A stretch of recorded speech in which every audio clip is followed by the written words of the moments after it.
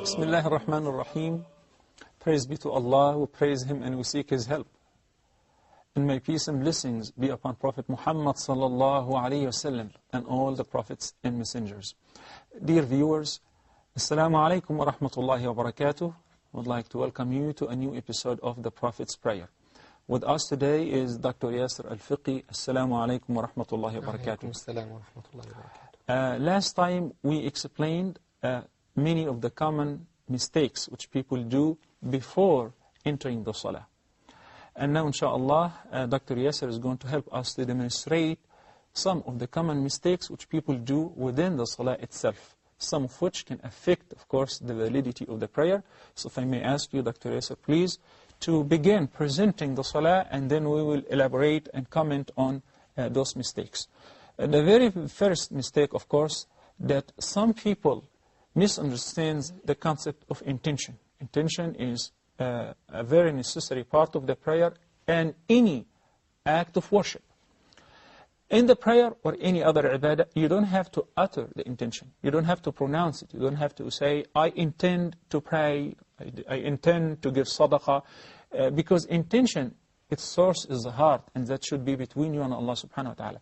When you stand up before Allah's hands, it's understood that you're going to pray. While you are performing wudu and going to the masjid, it's known that to you and to Allah subhanahu wa ta'ala that you're going to pray Asr, Maghrib or Isha, etc.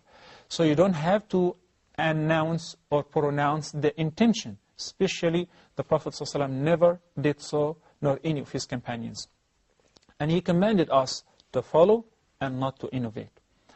The beginning of the Salah is by making takbir. Takbir al-Ihram is one of the pillars of the Salah. Raising the hands along with the takbir is mandatory. Some people would just make takbir and right away would place their hands on their chest without raising the hands as follows. Allahu Akbar. So they missed raising the hands while making takbir, and this is a big mistake. Now, while the Shaykh is putting his hands right on the left, on his chest, as the Prophet ﷺ did, and as he was seen, many people would do otherwise, and this is a commonly practiced mistake in the Salah. So some people would just let their hands go, and they would not cross their hands on their chest at all. Some people would put the right on the left on their heart, for some reason. This is a wrong practice. Some people would put the left on top of the right. This is also wrong. So, the right practice is to place the right on the left, on the chest, as the Prophet ﷺ used to do so. Reciting the Fatiha is one of the pillars of the Salah. So everybody must make sure that he would recite the Fatiha, in addition to any other surah or verses of the Qur'an. Reciting the entire Qur'an without reciting the Fatiha in each single rak'ah is not sufficient, and the prayer will not be valid if a person misses the recitation of Al-Fatiha in any, say, rak'ah. The beginning supplications, of course, is an act of sunnah. Some people would belittle that and would ignore it. This is a commonly practiced mistake. A person should learn 1, 2, or more of supplications of the beginning of the prayer to prepare himself to begin the prayer while standing before Allah the Almighty. The Shaykh is standing, and now he's gazing at the position of sujood, where he's going to put his forehead and nose. So that, among the common mistakes, people would not look at the position of sujood. Some people would look up, would gaze up. And the Prophet ﷺ warned them by saying that either they quit doing so, or they might lose their sight. The right thing is to look to where you're going to make sujood. Similarly, turning right, turning left, looking anywhere around is prohibited while you are in the position of Salah. Some people actually think by closing their eyes during the Salah that they can develop khushu' and tranquil. While this is a disliked act, the Prophet ﷺ prohibited one who's praying from closing the eyes while in the Salah. As the Shaykh is going to demonstrate, while the right thing is to look at the position of sujood.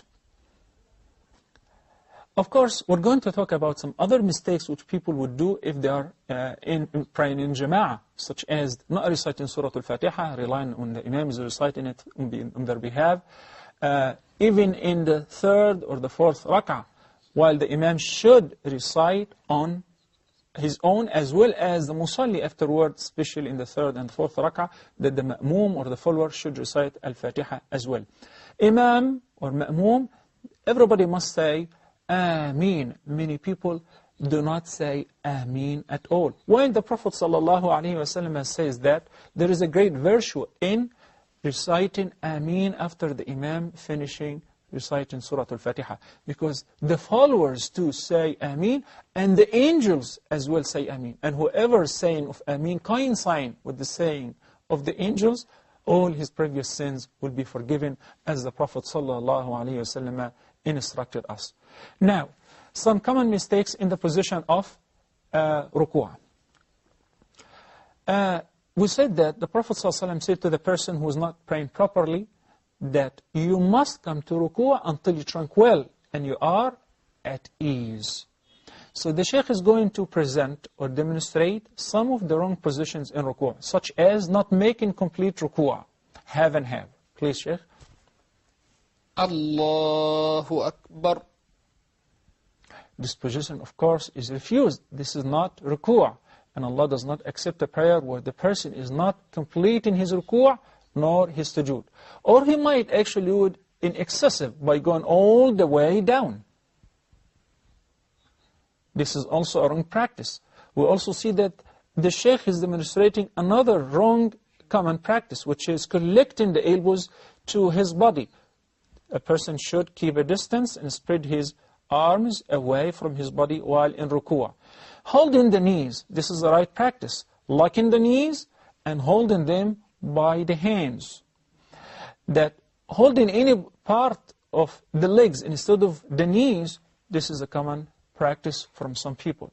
That a person while in ruku' should hold his knees by his fingers, spreading them and hold both his knees.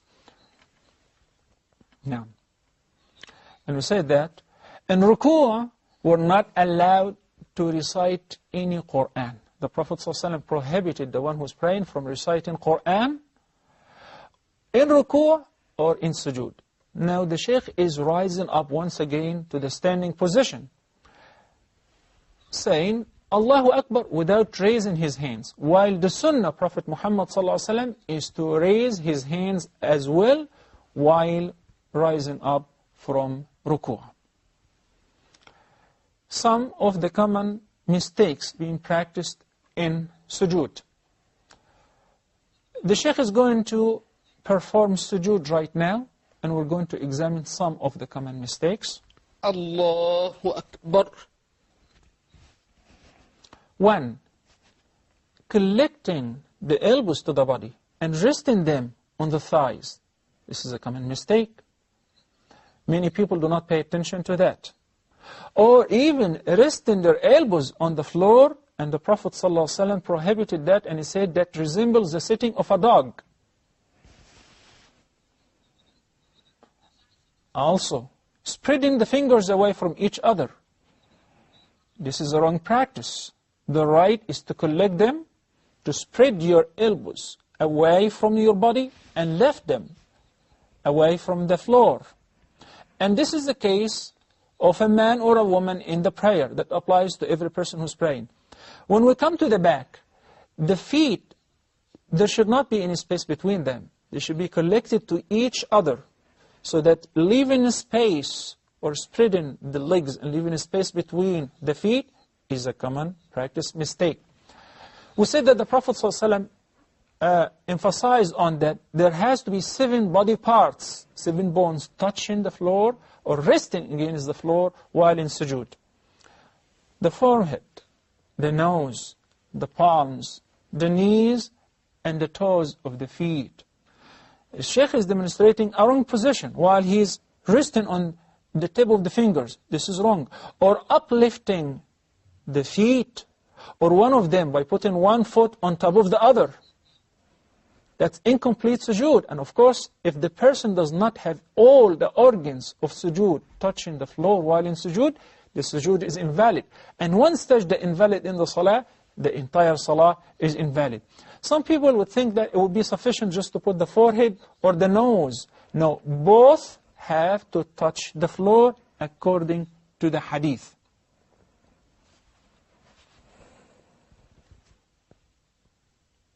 So this is the right position. Feet close to each other. Toes pointing towards the Qibla.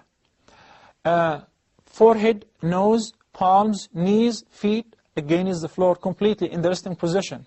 Those who tend to make a fist while making sujood, that's improper and incorrect as well. Elbows should not touch the floor and should be away from the body of the person who's praying. Unless if he's praying in jama'ah or extremely tired, he may rest them against his thighs.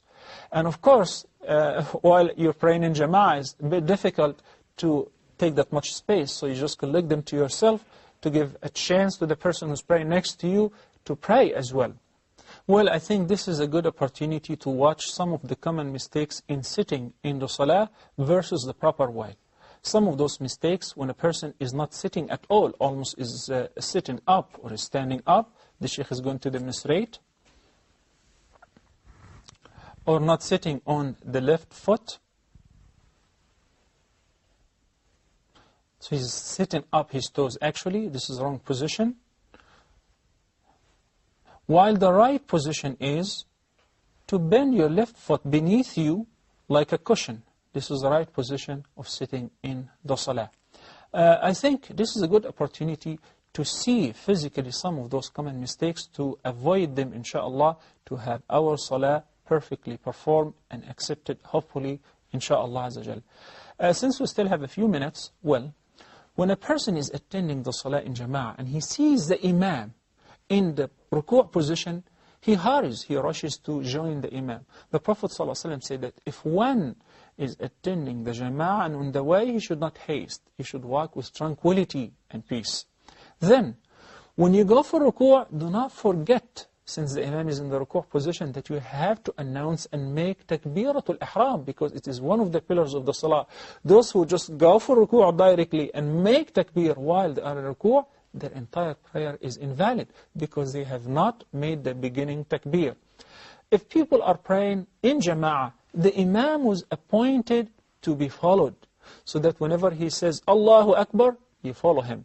Whenever he goes to complete ruku' and he rests in that position, now you may proceed, not before that. Whenever he goes for complete sujood, now you may proceed and follow him.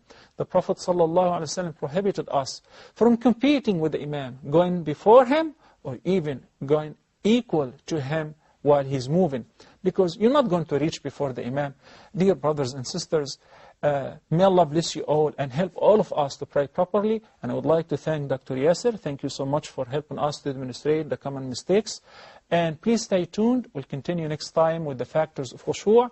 I'll leave you in peace. Assalamu alaikum wa rahmatullahi wa barakatuh.